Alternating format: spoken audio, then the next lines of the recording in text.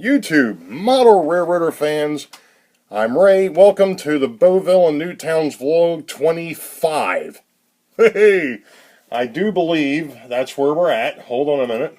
I should have checked this before I got started, but I got sidetracked, so which is typical for me. I'm a railroad guy. I get sidetracked. Let's see here. Vlogs. How many vlogs have we done for 2017? Well, I must have missed putting number 24 into the mix last week. Oh, you're great, Ray. Way to go. Yeah, let's see here. Let me go back to my channel here a minute and actually move number 24 over because I believe we're on 25. Yes, we are. We're on number 25 for 2017. This happens to be December the 10th, 2017, and this camera is looking up at me, and I don't like it. So, yeah, this may or may not be the last vlog for 2017. I got some things coming up, obviously, with Christmas coming and things of that nature. But I wanted to get this vlog out because of the fact that this is the end of the contest. And I just had my niece and nephew pick two numbers. We will be announcing the winners of this at the end, or the winners of the contest at the end of the video.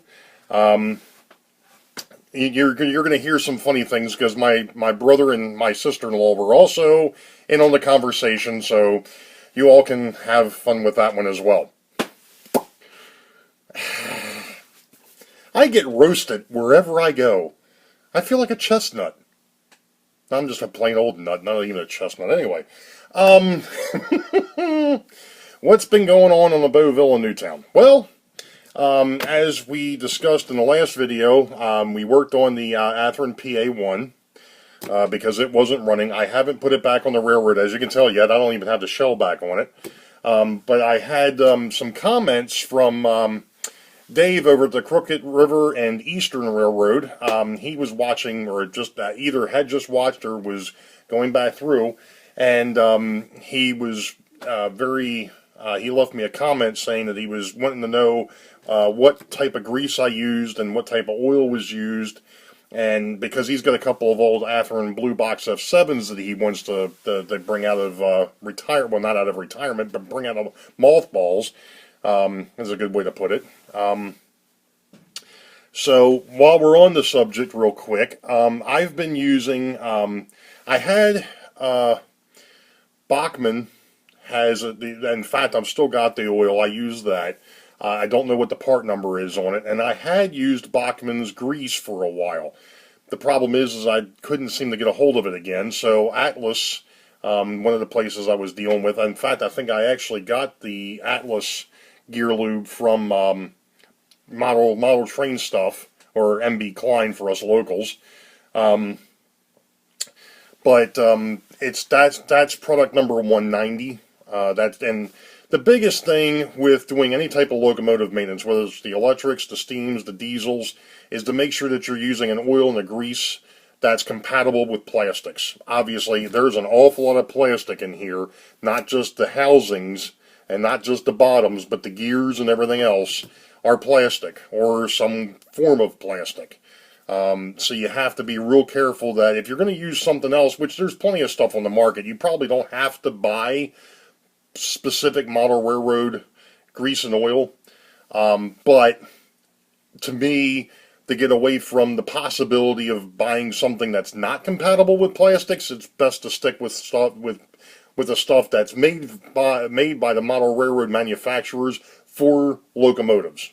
So that's it. So I'm using Atlas Gear Lube 190, and then whatever Bachmann's oil for locomotives is. Like I said, unfortunately, I've worn the labeling off the bottle. So there's no label on there anymore, so I don't know what it is. one of the other things that I actually did, because I actually had a semi-free weekend this weekend. Imagine that. I actually came down here yesterday, Saturday, and started messing around with my bins that I had over here off to the side. I started labeling them up. I might show that in a little bit. But basically, really what it was to get some of the stuff that was in the drawers underneath of my extension, my workbench extension here, getting that stuff out to where I could actually get to it. So I've got all my parts labeled over here. Well, not all of my parts labeled, but most of my parts are now in these little bins over here. In fact, let's just do it this way. Earthquake. So there you go. There's the bins, and as you can see, some of them are labeled up. That one there is for Atherton rolling stock. That's the little clips and things of that nature. Horn hook couplers, KD couplers, car weights, Atherton Loco pockets for the couplers. I don't have any of this other stuff labeled, but I've got side frames and stuff like that. The bigger stuff is in this bottom thing. Wheels with gears, non-geared wheels. These here are used geared wheels. Over here is actually geared wheels that are still in the plastic.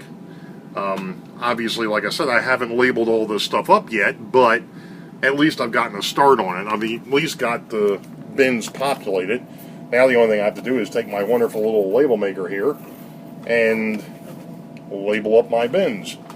Make it a little bit easier to be able to find stuff, and it's readily available. It's right there. I don't have to go down here and start looking for it and banging my head on the workbench extension. Not that it would help or hurt any, because my brain's already scrambled enough as it is.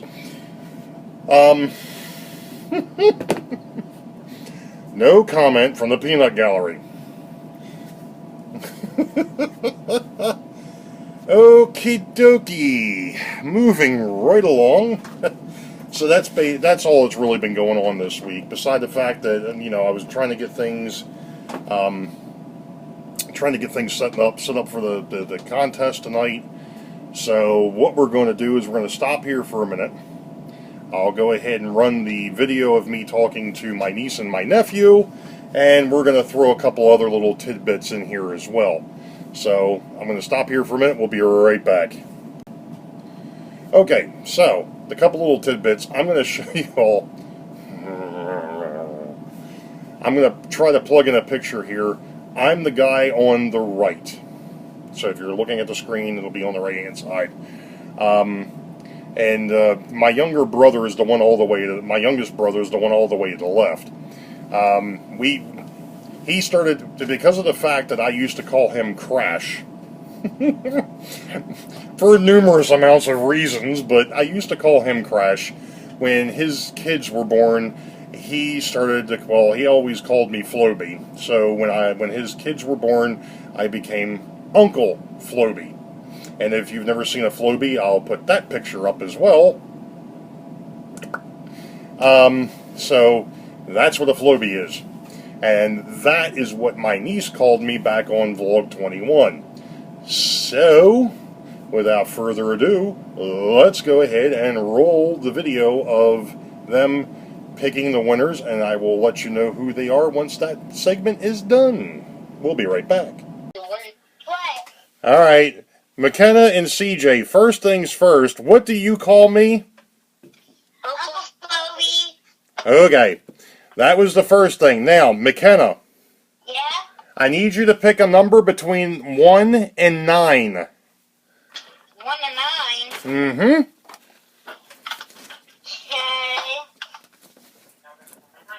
Okay. 7. 7. Alright, CJ. Yeah? I need you to pick a number between 1 and 9, except the number 7. 8. You're going to take number 8. What? Okay, that's all I needed you for. You guys ready? You know they just picked McKenna's birthday? What's that? They just picked McKenna's birthday. 7, 8. No, I don't think you guys realize it. He just picked 8, you just picked 7.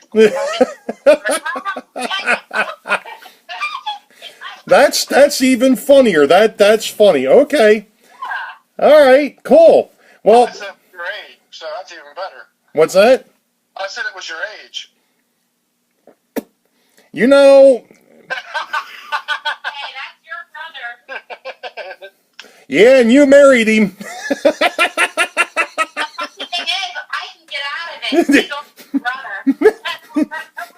brother. This is true. All right, you guys, have a good night. All right, brother. See ya. Later. Okay, so the winners of the contest, and since they picked August the 7th, and I actually had to redo this because I goofed up on the numbers. But anyway, they picked 7 and 8. August the 7th, which happens to be the 8th month, and the 7th day happens to be my niece's birthday. So anyway, number 7 was Mr. Mark from M&M Rails, and number 8 is Hot Rod Rodney. So gentlemen, I will be in touch with you via email, obviously, and you guys can work out who wants to take the Penn Central boxcar and who wants the CSX boxcar. So there is the CSX boxcar. And lo and behold, in my time floating around down here, I actually found the box for Mr. Penn Central. So that's the 2 cars that were up for grabs. One of you gets one, one of you gets the other one, and that's it. Now, as I've mentioned, this may be the last vlog for this year. I'm not sure how things are going to play out, so we'll have to see what happens. But if it's not, we're going to do things a little bit differently tonight, folks. Merry Christmas, Happy New Year. Be safe out there. God bless. You all know the deal. Wait for the highball. Green tracks ahead. We'll catch you all next time. See ya.